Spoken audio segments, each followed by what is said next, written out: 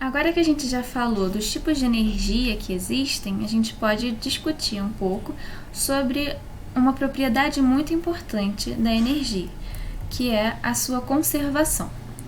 Isso significa que se a gente analisa um certo objeto e a gente analisa a energia de um certo objeto,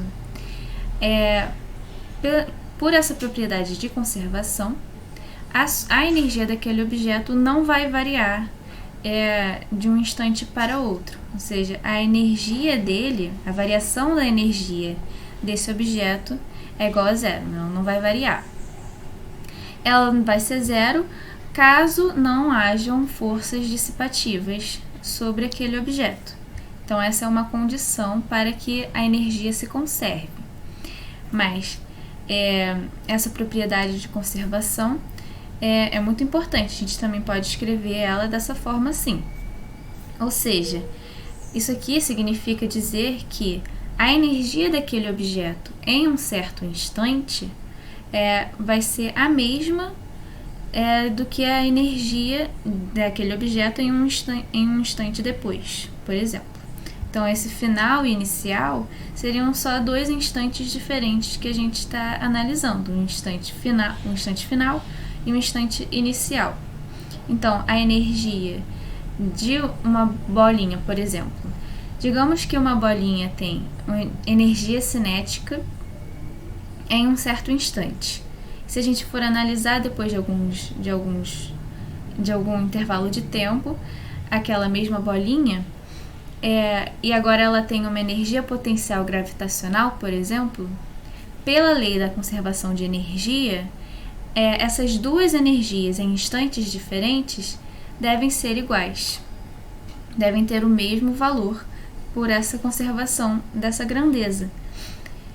Caso não tenha atuado entre esse intervalo de tempo, nenhuma força dissipativa tenha atuado sobre essa bolinha da qual a gente está falando.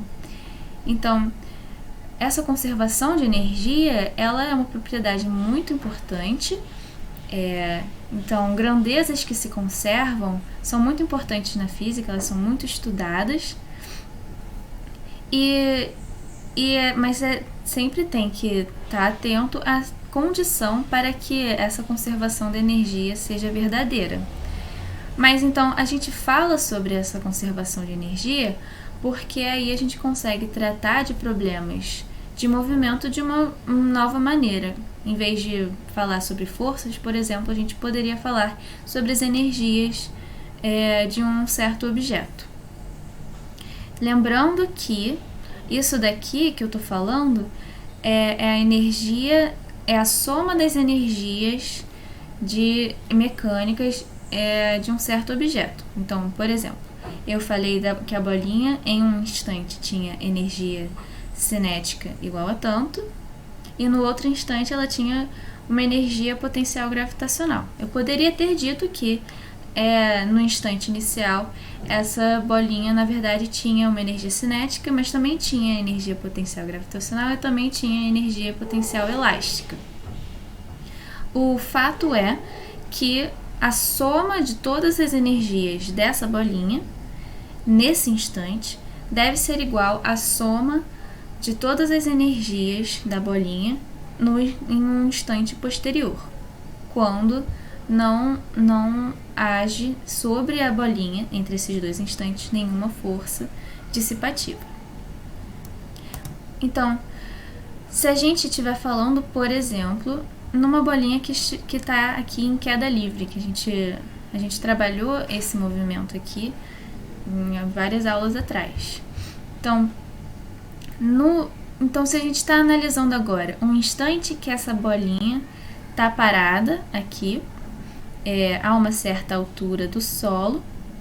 Então, esse daqui é o nosso instante inicial. Ela tem velocidade zero, não tem energia cinética.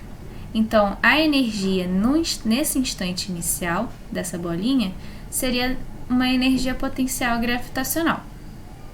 Se a gente analisa agora o instante assim que ela está prestes a tocar o solo, e a gente chama esse aqui de instante final, a gente pode dizer que nesse instante a energia da bolinha agora é puramente cinética. Então, se a gente está dizendo que que ela tem energia potencial gravitacional aqui, porque ela está a uma certa distância do solo, e aqui ela tem uma energia cinética, e não agiu sobre ela, por exemplo, que não tem ar, ou seja, não agiu sobre ela uma força de resistência do ar, então eu teria que dizer que toda a energia potencial gravitacional da bolinha no instante inicial foi convertida em energia cinética na bolinha aqui no instante final. Então, eu diria que essa energia cinética poderia se igualar a essa energia potencial gravitacional que ela possuía antes. E aí, trabalhando com as fórmulas de cada energia, a gente conseguiria chegar a uma certa conclusão sobre qual foi a velocidade que a bolinha atingiu, por exemplo, e aí sem precisar falar sobre força-peso, por exemplo, nesse exemplo aqui da bolinha caindo.